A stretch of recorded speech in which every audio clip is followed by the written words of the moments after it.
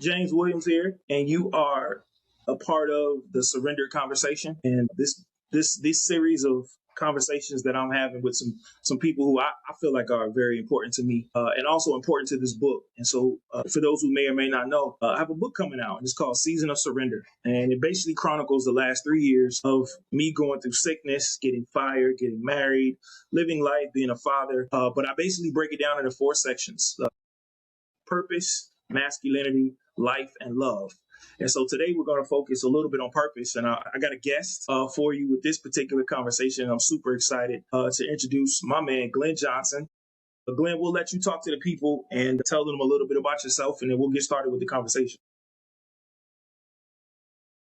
Yeah, awesome, man. Well, listen, first of all, I appreciate you inviting me on to your platform. Really excited about the conversation and all the things that we'll uncover together. So first and foremost, I'm a husband and a father. I've been married to my wife, my beautiful wife, for 12 years. We have three beautiful children ranging from the ages of 5 to 13 years old, and so we stay busy. I'm blessed to be a minister of the gospel. I serve at One Church, ATL, and there, and just overall, I have a real passion for teaching God's word and really helping people find clarity and understanding in the scripture, not only for head knowledge, so that it can help bring them closer in their walk and their relationship with God. From a professional standpoint, I work at Chick-fil-A at the support center. I've been there for 4 years, and I have the pleasure of being a people leader, leading people who are in the technology space as we support the restaurants and their technology needs. And leadership is also a passion of mine, just really helping people find their purpose, connect that to their passion, and then also become the best versions of themselves. And so that's just been really exciting. And then for the past year, I've been on this social media journey, trying to grow my social media platform, not for personal reasons, but really just to continue to get the message out there, help people grow spiritually and mature more again in their walk with Christ. And so that's been really exciting to me up until this point. So again, really excited to be here and have this opportunity to connect with you. Gotcha, man. I appreciate that intro. I couldn't have did that no better. You definitely covered yourself. So Glenn, in my book, man, Season of Surrender, I talk about purpose, but not from the standpoint of what it is you do, but from the separation piece of a lot of times we as men equate our purpose with a title that was given to us. And so the title of our job title, our you know what I'm saying, the role that we're assigned, I use assigned roles. So I try to separate purpose from being the standpoint of something that we do. In your opinion, how do you view purpose when it comes to men? I mean, I mean, I think that's a great conversation. I mean, for me, when I think about purpose, honestly, I don't relegate it to men or to women. I mean, I have a pretty succinct thought process about purpose, and it's simply that I believe that all of our purposes, whether you're a believer or not, and the way that God created us, is to glorify Him. He created each and every one of us for His glory, and that's simply so that something can be made known about Him, about His character, about His attributes. But then I shift that to calling, because I believe that all of our purpose is the same, but I believe that we all have different callings, and our callings are those unique talents, skills, and abilities that God has given us in order to fulfill our purpose. And I'm gonna talk about calling just for a little bit, but I want to talk about the third thing, and that's assignment. You know, assignment, that's the temporary things that we do in our lives. These things only last for a season. So it could be your job. It could be the fact that you're a parent. These are assignments. And to your point, it could be a husband. It could be a father. It could be a businessman. And many times, if we're talking about men, we equate our assignment with our calling. And because we don't understand calling, when our assignments end, we become devastated because we have bucketed all of our purpose, all of our meaning, all of our identity into this temporary assignment.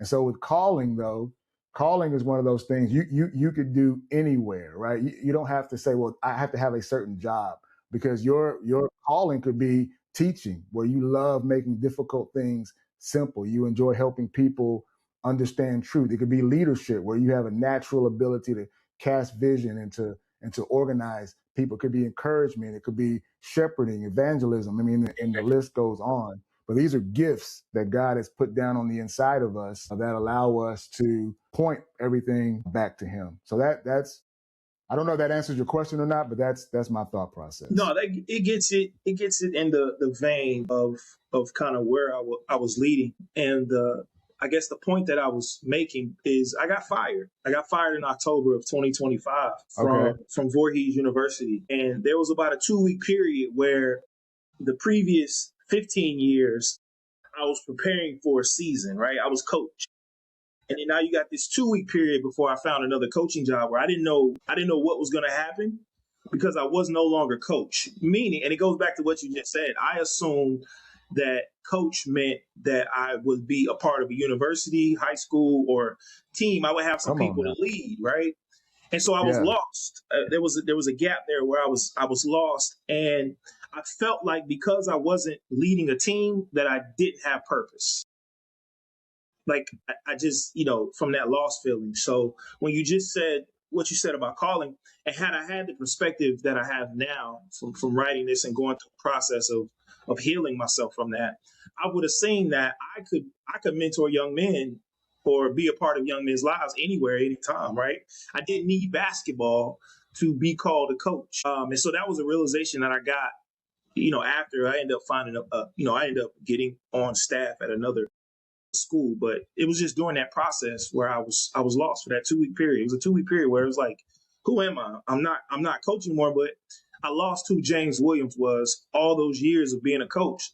My identity became Coach J, and it wasn't James C. Williams. So I guess speak to that a little more as oftentimes, the thing that's underneath our name on our business card is who we think we are, right? Like, I'm CEO or I'm regional director. Like, those things are who we are. But that's what I found is that that's not who I am. That's just a title that was assigned to me by the particular organization that I chose to be a part of.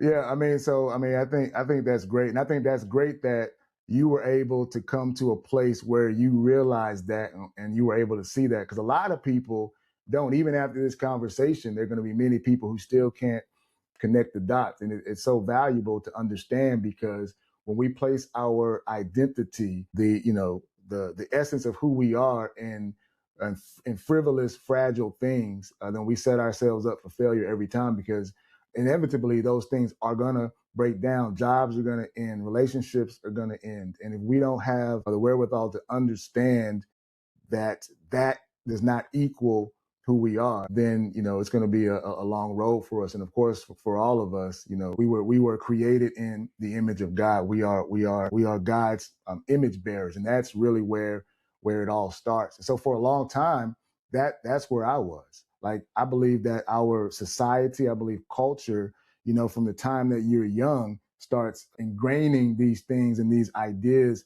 in us as we grow up, and we understand what our parents do and how people view us based on what jobs we have and what accolades we have. And then our parents, in many cases, you're going to go to school and you got to get good grades, and all of it. Our identity and how people view us is connected to the things that we do, how successful we are or how unsuccessful we are. And for a long time, I was chasing that corporate dream. My goal was to continue to rise up the corporate ladder, manager, director, senior director, VP, as high as I could get. And the reality is, the reason why I was doing it wasn't because it would help me add more value. It was because of pride. Really, It was because of ego. It was because I wanted people to view me in a certain way. I wanted to be a part of certain conversations. Again, not necessarily only to have impact, but so that I could feel like somebody. And so, we may get into it further into the conversation, but when you talk about surrender, that's where the rubber meets the road, because surrender means dying to myself, right? I'm not so worried about what other people think and what other people believe. And once I can shed that, then the road becomes clear. And Clear. I'm less concerned about, again, title and how people view me in my role in life. Well, I want to explore that word pride. Talked about that, and I kind of mentioned in the book, but it wasn't in depth. And I love that you, like I said, this is an organic conversation. So as you come back to me, it's like I'm thinking and pride. The book shifts its focus towards men, but we all deal with pride, men and women. But I wrote this for the man who does, I ain't gonna say, yeah, who struggles with that, right? And we live, and I know you're in the social media space now. Can you talk about how, for you, separating what culture, social media says, and pride, and how that impacts you, and how you see that impact other men, like pride and social media in that space?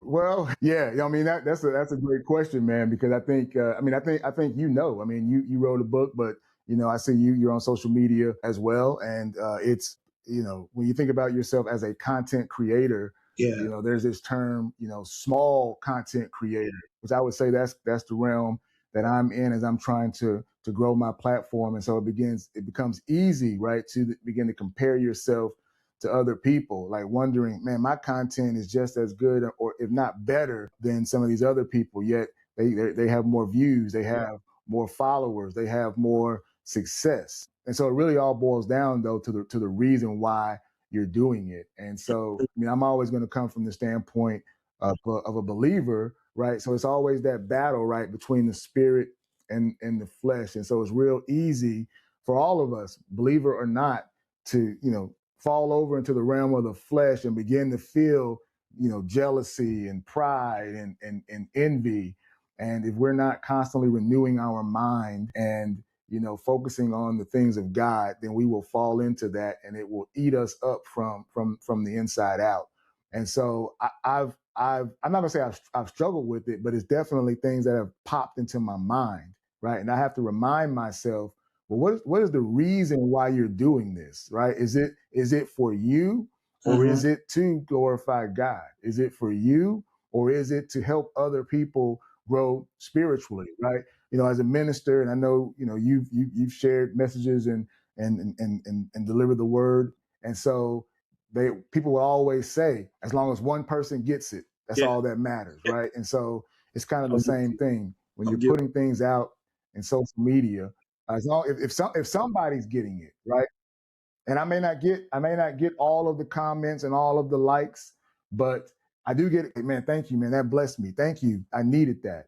And so I think it really depends on what your focus is. Last thing I'll say is that when you think about the word pride, right? Pride, at the center of pride is the letter I, is Wow. I, I right? never And said so that. pride just focuses everything back on you, and then it extends into ego. And I heard somebody say that ego is also stands for edging God out. And Yeah. so we want to be in full control of our lives again because we are concerned about what other people think and want to be seen in the highest esteem. And if we surrender and we lose control, then we lose the ability to kind of shape our lives in the way that we see that we think it should be.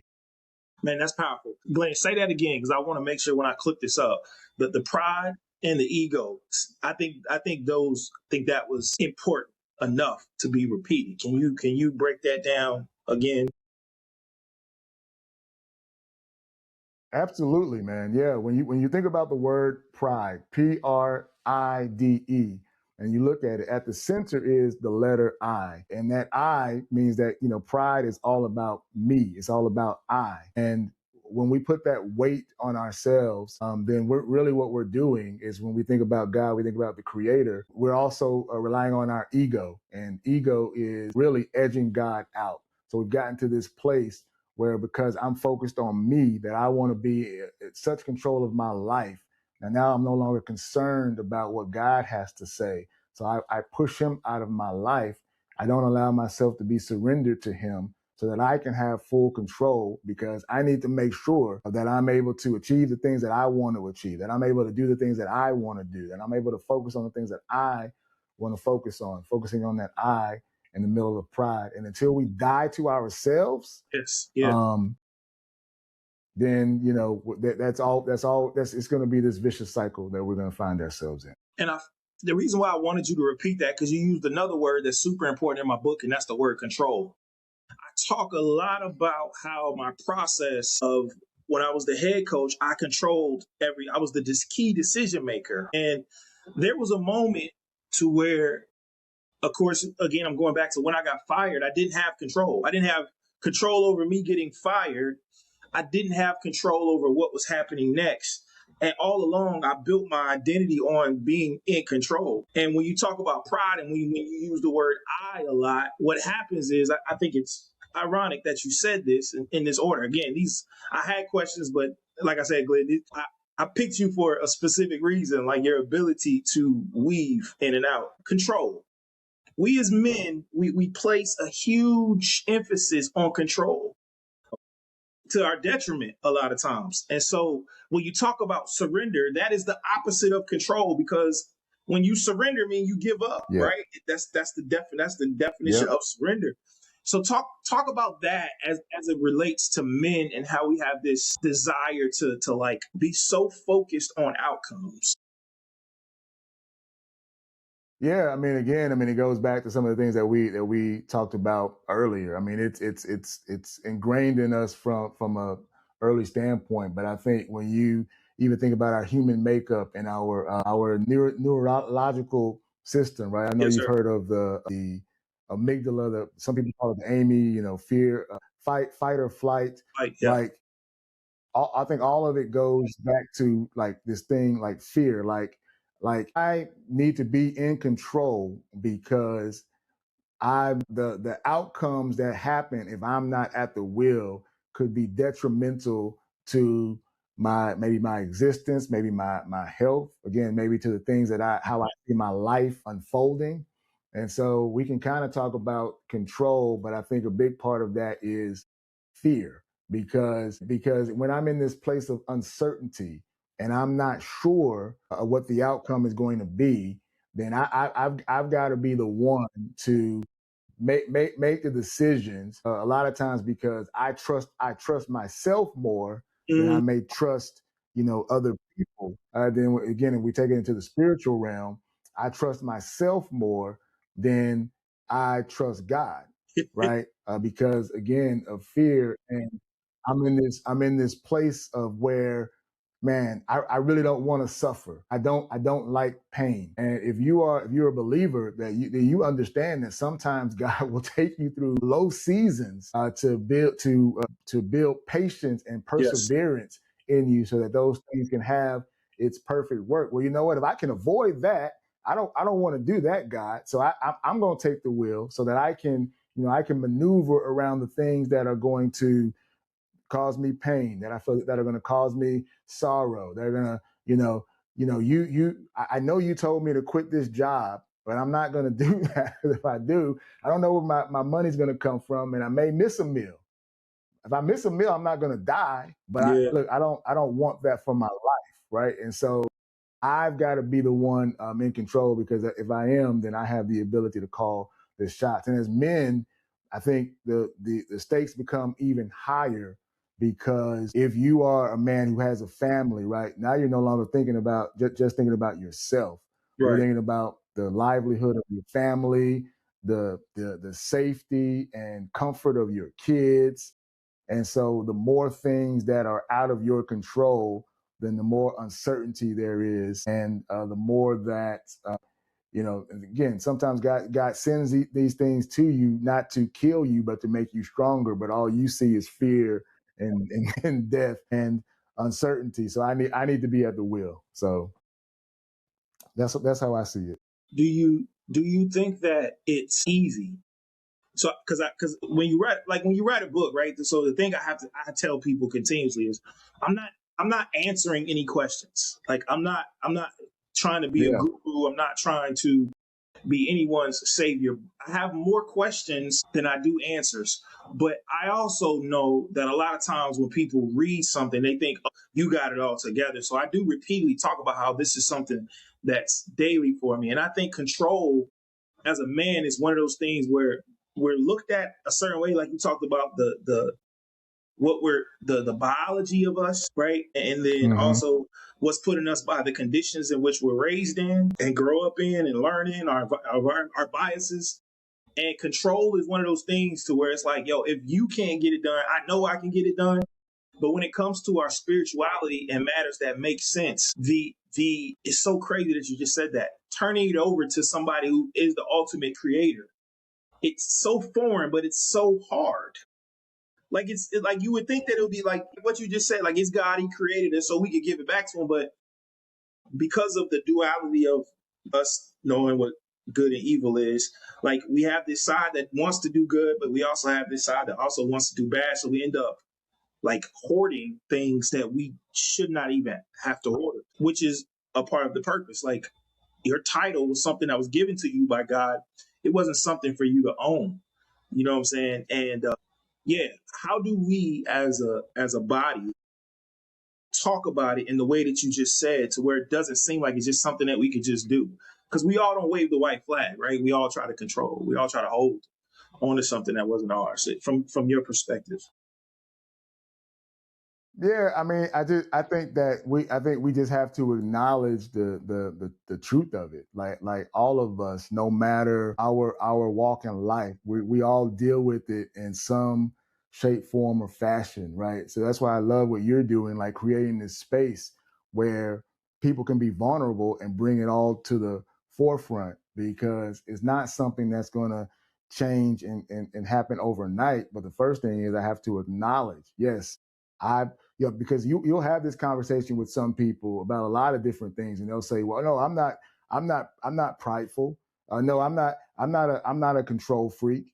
But nobody's saying that these things are done to the maximum. Pride doesn't have to look like being boastful. Pride can be as simple as, I'm going to do this myself. I'm not going to turn it over to Mm-hmm. God. Yeah. Control doesn't have to be, I have a type A personality. Control can simply be, I know God told me to do X, Y, and Z. I have no doubt in my spirit or in my mind, but I'm not gonna do that, right? And so we all deal with it. So I think bringing it to the forefront, placing it on the table, and now when we talk about as men, I have the pleasure of leading the men's ministry at One Church ATL, and key verse Proverbs, iron sharpens iron. Now we have the ability to help each other see and to help each other grow, and to be able to ask questions like, hey, if you feel like God told you to do this and you don't want to do it, what's the worst thing that can happen? Why are you afraid of this particular outcome? And I think through habit and through conversation, and we can get to a place where we start to relinquish control more and start to surrender more. I tell people all the time, this is my struggle, right? As I grow in my faith, I mean, my goal is to grow so mature in my faith that when I hear God speak, I move. But I tell people, like, right now, if I was Abraham, then I would not be the father of many nations, because God would have said, "Go to a land that I will show you." And I said, "No, God, I don't think I'm gonna do that today. I need to, I need to know what the plan is. I need to know kind of what I'm walking into, right?" But He wants to get us to a place where when He says go, that we just move, because we understand that anything that He has for us is better than anything that we could ever create on our own. It's better than anything that we could ever desire. Right. But again, yeah, like you've been saying, we trust ourselves more than we trust the creator of the universe, the creator of everything. And so we've got to get to a place where we understand he's got it. So for the next few seconds, let's reach back a little bit to our younger selves in this generation, right? We're middle-aged men who look at the 19, 20, 25-year-olds, what do we tell them about their ability to surrender before they get to our station in life? What would you say to that young brother who could be watching, who is hearing something and he's not necessarily sure about the move? He doesn't necessarily, he may or may not have all the faith, because that's what it takes to surrender more than anything else. But like, what would you tell that young brother who's listening? Because I don't want to think just because I'm 44 that I got all the answers, because I know if I would have had this at 20, my life would have been a lot different. Or 25, being that I was, talking and knowing people like you at that age. What would you say to that young brother? Yeah, and I apologize. I have a dog, and I hear the dog You barking. I don't good, know if it's coming across, Glenn? but This is so yeah, we low key here, Glenn. This we organic, we grown, we homegrown. okay, It's nothing yeah, polished. yeah. Well, what I would tell that brother. I mean, I often think about this myself, and so I think for a lot of us, we enter into this space of like immediate gratification, right? That's the culture that we live in. Anything that we want, we can have it quickly, right? And we connect that to our joy and to our peace and to our satisfaction. And so, like thinking back, like, man, I wasted a lot of time. Right there are things that I would have done different. There are investments of time and learning that I would have done different. That if I could project myself from 1920 to today, if I would have just taken just a little extra time to do this or to do that, then I would have been a lot further along. But no, I left it up to my devices and my choices and my decisions. And maybe if I had, and I had great people in my life, but maybe if I had, different mentors and I had, again, invested more time in learning, then it would have solidified, like some of the things that I'm chasing today, yes, sir. I may have already had I just slowed down back then. And so what I would tell them is that, you think what it's going to look like 20 years from now, but the reality is you don't. Right? When you think about the creator, he's the author of everything, right? The Bible says he is the Alpha and Omega, the beginning and the end. He sees the end from the beginning. And so he already knows what the end of the story that we're trying to write. And so although we'll try to avoid it, we're going to make a lot of mistakes. We're going to fall in a lot of pitfalls. And so why not just slow down, consult God and let him give you direction. Surrender your life to him, because the story is already written and he knows how to get you from point A to point Z better than you could ever know. And so, yeah, you got to die to yourself. You got to relinquish the pride, and you've got to relinquish the fear and allow your faith to be greater than your fear. At the end of the day, for all of us, that's what it is. That fear is greater, because with faith, we have doubt. Like, man, is that really God telling me that? Is that really what He wants me to do? That's not a decision that I would make, and so we allow fear to overtake us.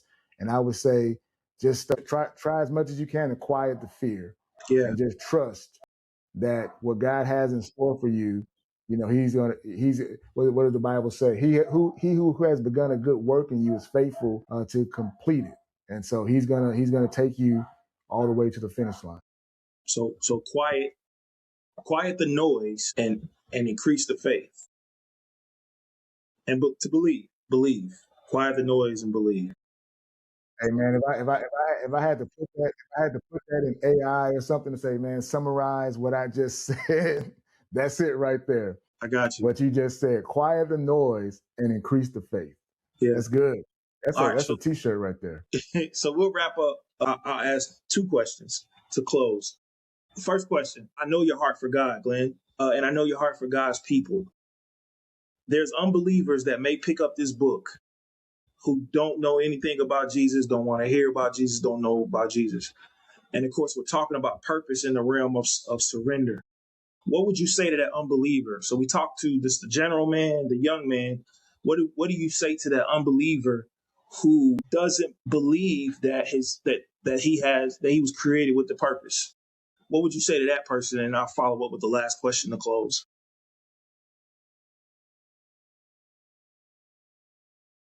Well, that's a good deep question, man. The person that does not believe that they have purpose. I mean, I would appeal to their reason and their higher reasoning, and just say, if you look at the world that we live in, the reality is nobody has been able to have any type of success on their own by themselves, right? All of us and everybody for generations have had to lean on the backs and lean on the shoulders of other people. And that means that everybody that everybody has interacted with has had some type of purpose, some type of meaning, because we've all been able to help each other, even if it's to the smallest degree. I would say to them, you don't know how many times I've said something that seemed so simple, and somebody came back to me, years later and said, man, what you said changed my life. I'm like, what? Hey, what did I say? And so all of us, as we're interacting, we are changing people's lives. There are things that we're doing, things that we're saying, people that are watching us that we don't even know that are watching us. All of us have purpose, and because of that, if you care at all, because of that, you never know who you're going to come in contact with, and you should always be trying to be the best version of yourself, so you could have the maximum impact on all people. You got to believe that you have purpose. No, you don't believe in God, but God put purpose in your heart, and you probably feel it, because for all of us there is a God-sized hole in our heart. The Bible says He has put eternity in our hearts, and so I would say, search that feeling, but know, whether you know it or not, you matter. The things that you do matter, and you're having an impact whether you realize it or not. Man, thank you, Glenn. We'll close with this right here. This is my pivotal question. What does a surrendered man look like to you? Man, you coming with the heavy hitters, man. That's good. That's a good question. What does a surrendered man look like to me? I think a surrendered man is one who puts God first in everything, right? One who leans tightly into the spiritual disciplines, meaning that he's studying his word, which is part of renewing your mind. He's praying, he's fasting, because he understands that his connection with God is the key to his success. And not only that his connection to God is the key to everything that he's searching after. Many times, all the things that we do, we're trying to find satisfaction and happiness and joy. But the Bible tells us that in God's presence is the fullness of joy, and at His right hand are pleasures forevermore.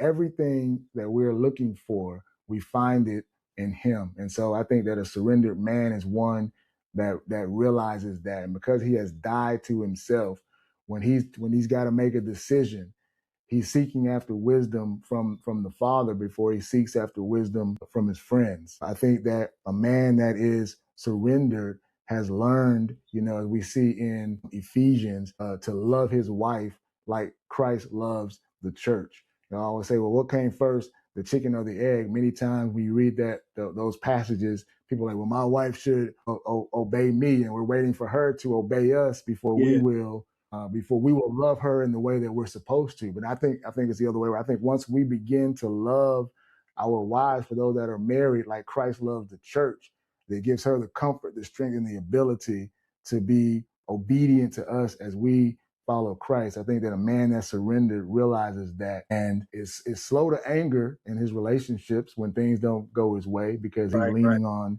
the Father, and understanding that we have emotion, and emotions are real, but emotions are not always a true indicator of what's going on in the situation. And so he's able to allow the Spirit of God that's on the inside of him to lead, and not allow his flesh and his emotions to lead him in life.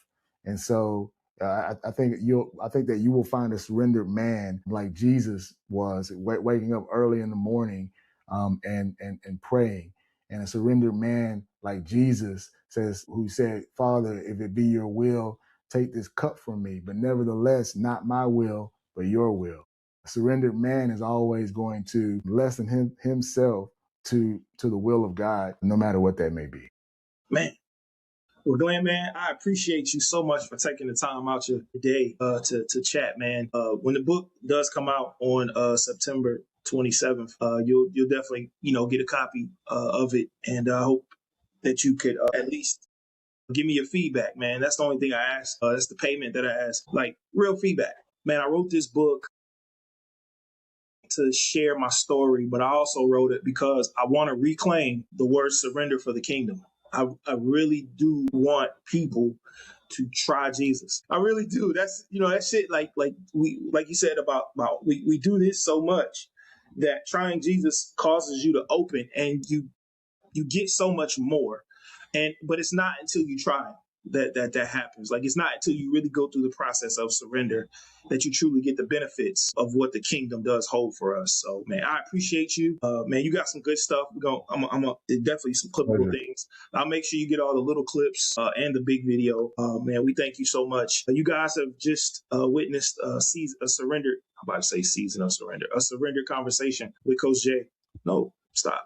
This is a surrender conversation with James C. Williams. And our guest tonight was Glenn Johnson. Thank you.